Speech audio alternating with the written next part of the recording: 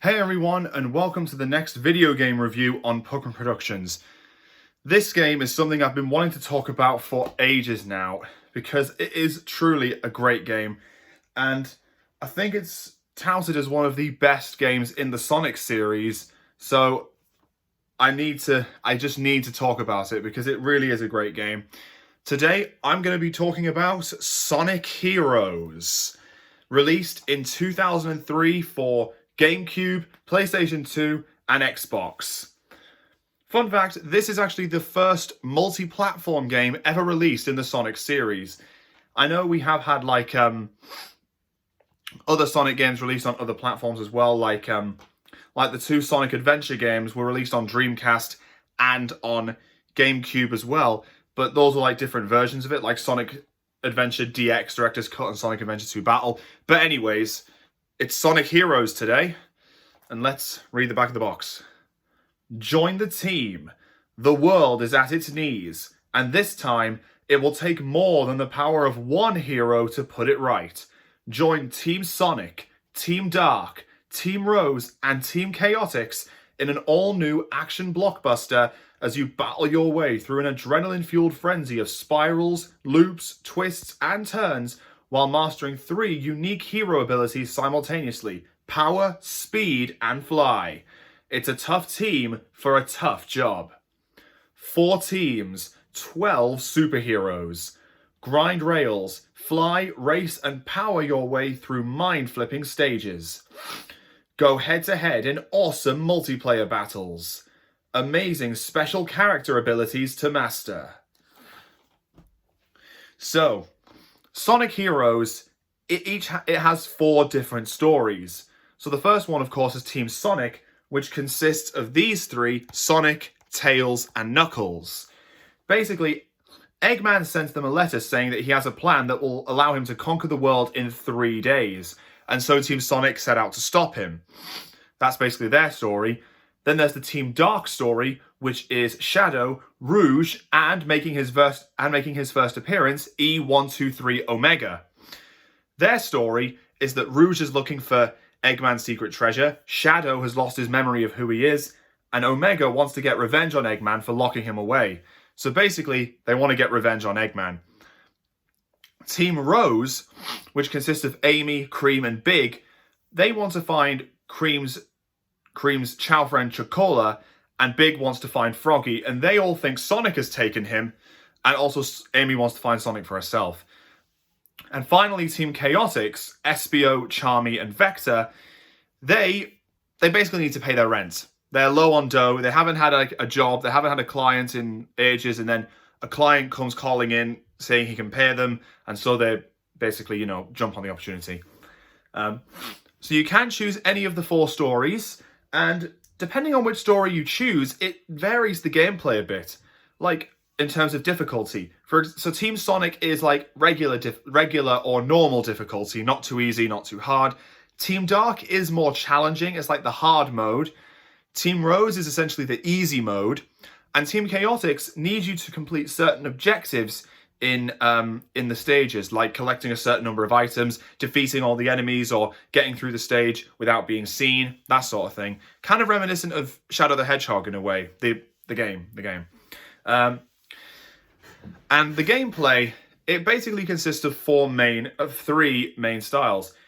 There's speed, fly, and power, both different types of abilities that you can use. The speed characters, Sonic, Shadow, Amy, and Espio, you play as them, and the characters all run in a straight line, and it's basically just high-speed action. Then there's the fly formations, led by Tails, Rouge, Cream, and Charmy, where the characters are all stacked up on top of each other, and they can fly, and they can use Thundershoot to disable any enemies. And finally, Power, which is led by Knuckles, Omega, Big, and Vector, where the power character's in the middle, and the other 2 are side by side. They can actually just punch their way through, like use brute force to bash their way through enemies, basically. And if you build up enough energy, you can activate a super attack called a Team Blast, which basically obliterates every single enemy in the area. And the stages, the stages are like have a linear path more akin to that of the classic Sonic games, compared to the adventure games where they were a bit more, you had to look around, that sort of thing. But these stages are a lot more linear. You've got a set path to go through. And it's this game, Sonic Heroes, that gives us a lot of stages that have become quite famous and well known in the Sonic fanbase, like Seaside Hill, Grand Metropolis, Casino Park, Final Fortress, all that sort of stuff. And some that haven't really been seen as much, like Frog Forest and Hang Castle, but they're all brilliant stages. And of course, there are different boss fights as well against Eggman, but there are also rival battles where the teams face off against each other, and there's also like enemy waves where you have to fight off a whole wave of enemies before you eventually defeat the final boss of each story, which is the Egg Emperor, which is quite a hard boss, I will say that. But that's not the end of it. If you manage to collect all of the Chaos Emeralds in the special stages, you then unlock the final story, where all the teams come together for one last battle. It turns out Eggman wasn't the main villain behind the story, Metal Sonic was. Metal Sonic was behind everything in the game, and he was basically disguising himself as Eggman and acquiring all the team's data. And at that point, he had actually assumed his Neo Metal Sonic form, and after absorbing all the data he needed, he basically transformed into a massive dragon creature that went by the name Metal Madness. And in the final story, as Team Dark, Rose, and Chaotix, you then fight against Metal Madness in 3 separate phases.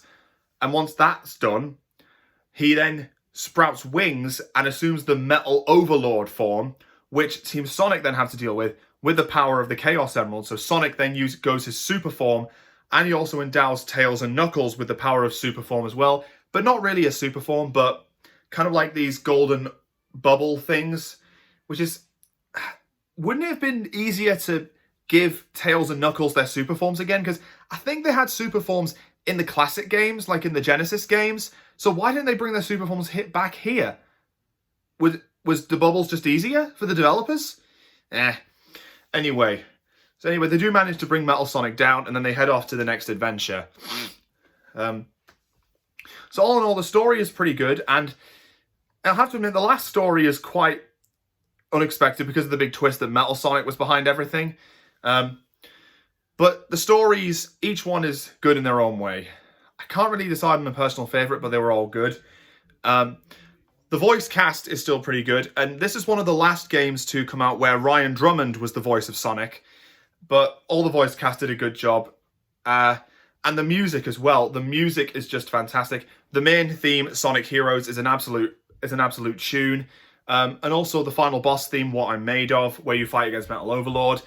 It's truly something. And there's also the character themes as well, like that each team has their own theme. Like Team Sonic has We Can, which is a pretty upbeat tune.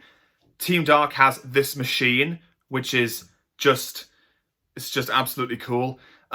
Team Rose has Follow Me, which is just a sweet little song about Amy's love for Sonic. And a little bit of a fun fact about that, it was actually sung by Kay Hanley, who would actually go on to sing the theme song for the Disney TV series My Friends Tigger and Pooh. And I just think that's really cool. Someone who worked on a Sonic game then went on to go for a Playhouse Disney series, and I just find that really cool. And then lastly, we have Team Chaotix, that's the song's name.